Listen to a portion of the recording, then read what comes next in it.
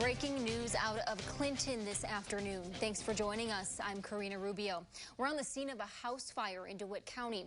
This is happening near Jackson and Washington streets. First responders say an electrical wire snapped and a tree fell on the house, causing that fire.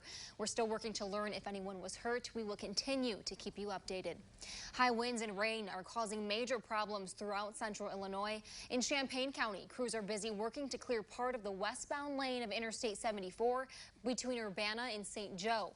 A truck crashed into the median and a load of soybeans has spilled across both lanes. The westbound lanes are currently shut down, police say, to avoid the area. And there are down power lines and trees across the area as well this afternoon. That's what crews are dealing with in Piatt County and other parts of central Illinois as well. Power crews in Champaign are having to deal with a similar problem. This is at Galen and Theodore. In Whiteheath, this was sent in by Robin, who says her neighbor's shed was knocked over by the strong winds.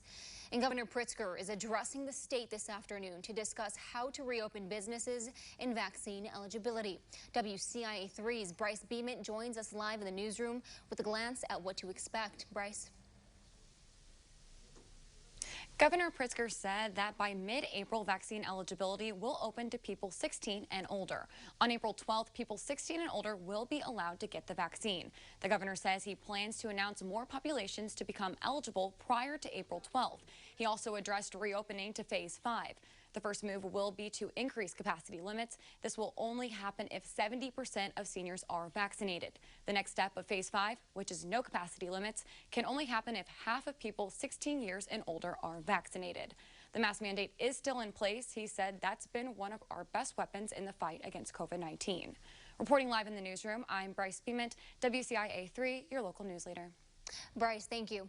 Parents say a teenager repeatedly sexually abused their 7-year-old daughter, and they say the school district let it happen. The family is now suing Blue Ridge School District. WCIA 3's Jen Lask has this story.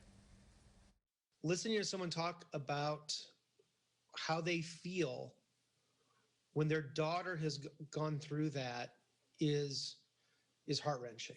Attorney Jeff Green says 7-year-old Jane Doe had an assigned bus seat as part of her individualized education plan, with a requirement to be buckled into a car seat with an aide next to her. But the lawsuit against the Blue Ridge School District says, quote, Jane Doe's bus aides often moved out of Jane's seat specifically so that the teen could sit with Jane.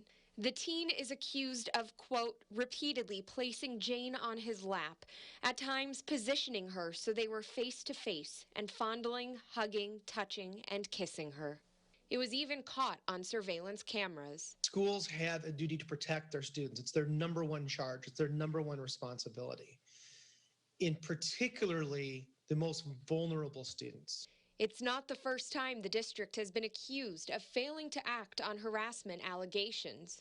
Back in January, an English teacher at the high school resigned after he was accused of sending inappropriate messages to minors. These things are too close together to not raise some level of alarm. Green says he's worried school staff are either ignoring or unable to recognize grooming. The fact that a teacher has, resigned less than 2 months ago for grooming behavior at the same school district, and there's no real comment from the school on that situation. It's very innocuous. The lawsuit in Jane Doe's case calls for a jury trial. You want people from the community to look at the case and say, what was done wrong? What can be done better? What's justice for this little girl? Now, we did reach out to the district for a response, but the superintendent says they're not commenting until they receive the complaint. The lawsuit is available for the public. And a woman is hurt after crashing into 2 cars in Effingham County.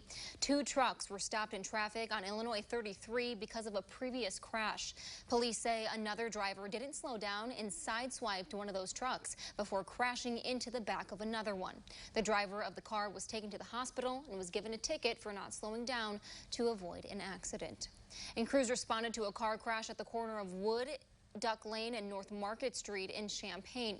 A driver hit a pole, taking it out completely, and the car landed on its side. First responders had to cut 2 people from the vehicle, and 1 person was taken to the hospital. And people are starting to get their stimulus checks, but that could be difficult for people without an address or bank account. So Champaign County Healthcare Consumers is stepping in to help.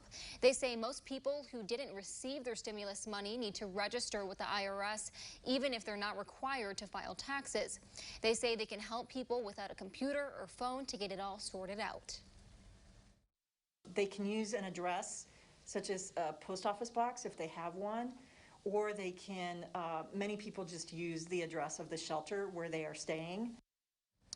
Now, she says it does depend on each person's situation, but they have been able to help a few people with this so far. We have their contact information up on our website. And Governor Pritzker wants to help businesses impacted by the pandemic. Illinois already handed out $275 million in federal money in the Business Interruption Grant Program. The Department of Commerce and Economic Opportunity says they ran out of funding and had to turn away 4 out of 5 business owners who applied. One state senator wants to see the governor give up to a quarter of the federal funds to businesses. It's intriguing to me and interesting to me how few businesses in Southern Illinois actually were able to receive the business interruption grants.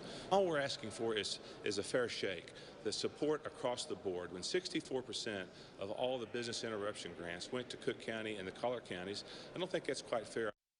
DCEO says downstate businesses actually saw their applications approved at a higher rate than businesses in Cook and the Collier counties. 32% of downstate applications got approved, and that was just 21% statewide. And Bethany Fire Protection District is making changes to keep you safe. Since January, the fire chief has been working full-time. He used to be there on a volunteer basis. The chief says this change will provide better service, and it allows for paramedic coverage during the day. And an old building will be coming down in Vermilion County. The village of Tilton has issued a permit to demolish the rest of the GM Central Foundry plant. The mayor says they're working with someone to move into the property east of the plants. He says he's also trying to bring more businesses to the community. And now that you're up to speed on the news, we'll check in with Jack. I mean, lots happening so far since the morning, and it's not stopping so far. That's right. We've got very heavy rains that have fallen. Many spots have seen over 2 inches of rain. That's creating a lot of very soggy conditions with the soil, and now you add in 50-plus mile-an-hour winds. It's causing a lot of trees to fall down. So we've got some power issues out there that we've been dealing with. Good news is it's all done by tonight, and then by tomorrow, things should be better. But today, we still have just a very raw day with cold temperatures, cloudy skies, and again, the rain showers and those strong winds, which are still going out there. This is our Charleston first weather camera there from our weather window. You've got the clouds as well as the raindrops on the lens there. We are still looking at the rain showers to be in place for today as well as into tonight. Possible mixed precipitation is still possible too, and then warmer temperatures are expected as early as tomorrow.